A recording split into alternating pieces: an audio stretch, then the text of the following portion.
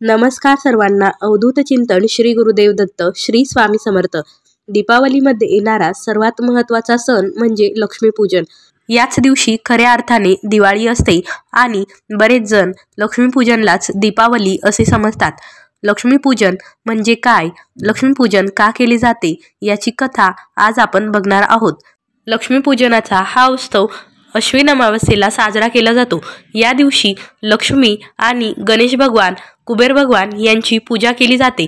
असे मानले जाते की प्रभू रामचंद्र जेव्हा लंकापती रावणाचा वध करून अयोध्येत परतले होते तेव्हा आनंदोत्सव म्हणून अयोध्येच्या लोकांनी संपूर्ण अयोध्येमध्ये दिवे लावून प्रकाशाचा उत्सव साजरा केला होता. तेव्हापासून चालत आलेली परंपरा आणि त्याच्या स्मरणार्थ आपण आजही हा उत्सव साजरा करतो आणि दिवाळीला सर्वत्र दिवे लावून आपल्या घराभोवती प्रकाशमय वातावरण निर्माण करतो. लक्ष्मीपूजनामध्ये माता लक्ष्मीची पौराणिक कथा वाचली जाते आणि माता लक्ष्मीची आरती केली जाते आणि पूजा केली जाते. लक्ष्मीपूजनला माता लक्ष्मीची पूजा केल्याने आपल्या सर्व मनोकामना पूर्ण होतात आणि आपल्या घरात सुख समृद्धी यांचे आगमन होते. आज आपण माता लक्ष्मीची पौराणिक कथा काय आहे ते बघूया. तर एका मान्यतेनुसार एका गावात एक सावकार राहत होता. त्याला एक मुलगी होती. ती मुलगी दररोज पिंपळाच्या झाडाची पूजा करायची, पिंपळाच्या झाडाला जल अर्पण करायची, त्याची पूजा करायची. पिंपळाच्या झाडामध्ये माता लक्ष्मीचा वास असतो असे मानले जाते. एक दिवस माता लक्ष्मी प्रकट झाल्या आणि त्या मुलीला म्हणाल्या, तू माझी मैत्रीण होशील का? तेव्हा ती मुलगी म्हणाली की मी माझ्या वडिलांना विचारून उत्तर देते. तेव्हा सावकारच्या मुलीने तिच्या वडिलांना विचारले आणि सावकाराने त्या मुलीला माता लक्ष्मीची मैत्रीण होण्यासाठी परवानगी दिली. माता लक्ष्मी आणि ती मुलगी मैत्रिणी झाल्या. एक दिवस माता लक्ष्मी सावकाराच्या मुलीला त्यांच्या घरी घेऊन गेल्या आणि त्या मुलीचा खूप चांगला पाहुणचार केला. त्या मुलीला पांघरण्यासाठी रेशमी शाल दिली, बसण्यासाठी सोन्याचा पाट दिला आणि जेवणासाठी सोन्याचे ताट, वाटी, थाळी दिली आणि तिला जेवणामध्ये नाना प्रकारचे व्यंजन खाण्यासाठी दिले. असा उत्तम पाहुणचार घेऊन ती मुलगी तिच्या घरी परत निघाली. तेव्हा माता लक्ष्मी तिला म्हणाल्या, तू मला तुझ्या घरी कधी बोलवशील? तेव्हा सावकाराच्या मुलीने उत्तर देण्यास टाळाटाळ केली, परंतु नंतर ती तयार झाली आणि घरी गेल्यावर ती उदास झाली आणि विचार करू लागली. त्यानंतर तिने तिच्या वडिलांना सांगितले की माता लक्ष्मी आपल्या घरी येणार आहे. त्यांनी मला त्यांच्या घरी खूप चांगला पाहुणचार केला, सुंदर असे जेवण जेवण्यासाठी दिले, नाना प्रकारचे व्यंजन त्यामध्ये होते. माता लक्ष्मी आपल्या घरी आल्यावर आपण त्यांची कशा प्रकारे सेवा करावी, त्यांच्या तुलनेत तर आपल्याकडे काहीच नाहीये. तेव्हा सावकार म्हणाले, आपल्याकडून जे होईल ते आपण करू, आपण आपल्या पद्धतीने त्यांचा पाहुणचार करू.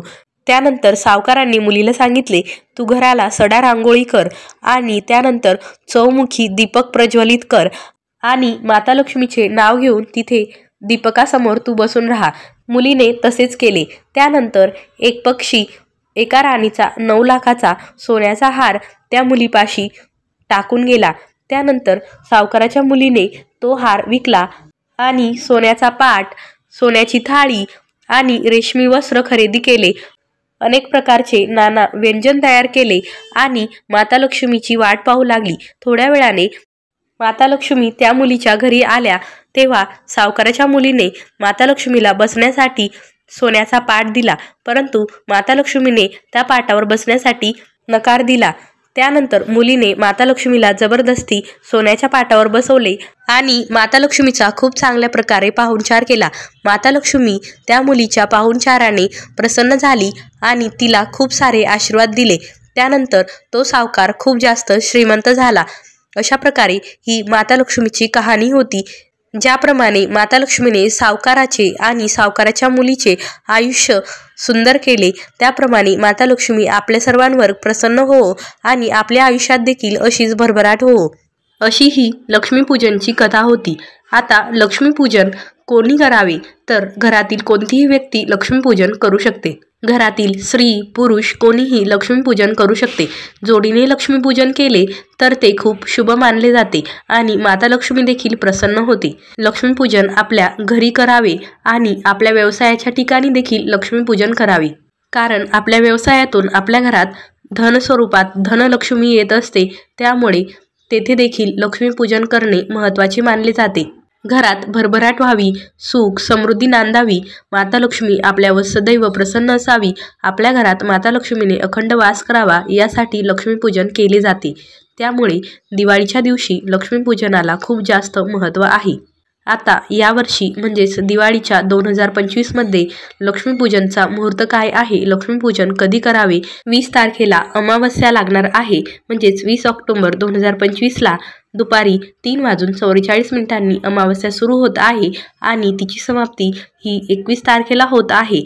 त्यामुळे आपल्याकडे उदय तिथीला महत्त्व दिले जाते. म्हणून आपल्याकडे 21 तारखेला उदय तिथीला अमावस्या आहे आणि लक्ष्मीपूजन हे 21 तारखेला 21 ऑक्टोबर 2025ला संध्याकाळी 6:10 ते रात्री 8:40 करावे. कारण लक्ष्मीपूजनासाठी संध्याकाळी 6:10 रात्री 8:40 शुभमुहूर्त आहे आणि लक्ष्मीपूजन हे 21 ऑक्टोबरला करावे. आता ज्यांना 21 ऑक्टोबरला लक्ष्मीपूजन करण्यास काही प्रॉब्लेम असेल किंवा जमणार नसेल तर ते लोक 20 ऑक्टोबरला देखील संध्याकाळी लक्ष्मीपूजन करू शकता. आता लक्ष्मीपूजनला आपल्याला काय सेवा करायच्या आहे, तर लक्ष्मीपूजनला आपल्याला 1 माळ श्री स्वामी समर्थ मंत्राचा जप करायचा आहे. त्यानंतर 1 माळ ऋणनाशक गणेश मंत्राचा जप करायचा आहे. 1 माळ लक्ष्मी गायत्री मंत्राचा जप करायचा आहे.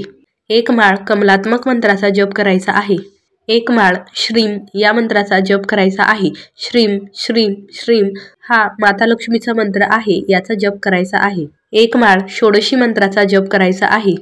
त्यानंतर 1 माळ विष्णू गायत्री मंत्राचा जप करायचा आहे. 1 माळ श्री विष्णूंचा मंत्र आणि 1 माळ कुबेर मंत्र याचा जप करायचा आहे. त्यानंतर प्रत्येकी 1 वेळा गीतेचा 15वा अध्याय, गीतेची 18 नावे, व्यंकटेश स्तोत्र यांचे पठण करायचे आहे. 1 वेळेस विष्णू सहस्रनाम आणि 1 वेळेस रामरक्षाचे देखील पठण करायचे आहे. आता या सर्व सेवा खूप जास्त आहे, त्यामुळे या दिवशी या सर्व सेवा करण्यासाठी वेळ मिळेलच असे नाही.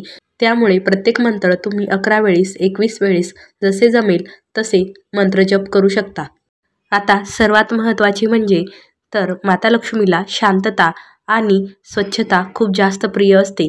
त्यामुळे आपण दिवाळीला स्वच्छता तर केलेलीच असते, परंतु दिवाळीच्या वेळेस खूप मोठमोठ्याने फटाके फोडण्याऐवजी आपण माता लक्ष्मीच्या जर सेवा केल्या, खूप मोठमोठ्याने गाणे वाजवण्याऐवजी आपण जर सेवा केल्या तर माता लक्ष्मी आपल्यावर नक्कीच प्रसन्न होईल आणि आपल्यावर आशीर्वाद असेल. अशा प्रकारे तुम्हाला लक्ष्मीपूजनची कथा, शुभमुहूर्त आणि का केले जाते, सोबतच लक्ष्मीपूजनला कोणत्या सेवा कराव्या या सर्वांची माहिती समजलीच असेल. व्हिडिओ आवडला असेल तर व्हिडिओला लाईक करा, शेअर करा आणि सबस्क्राईब करा. व्हिडिओ बघितल्याबद्दल धन्यवाद. अवधूत चिंतन. श्री गुरुदेव दत्त. श्री स्वामी समर्थ. जय जय स्वामी समर्थ.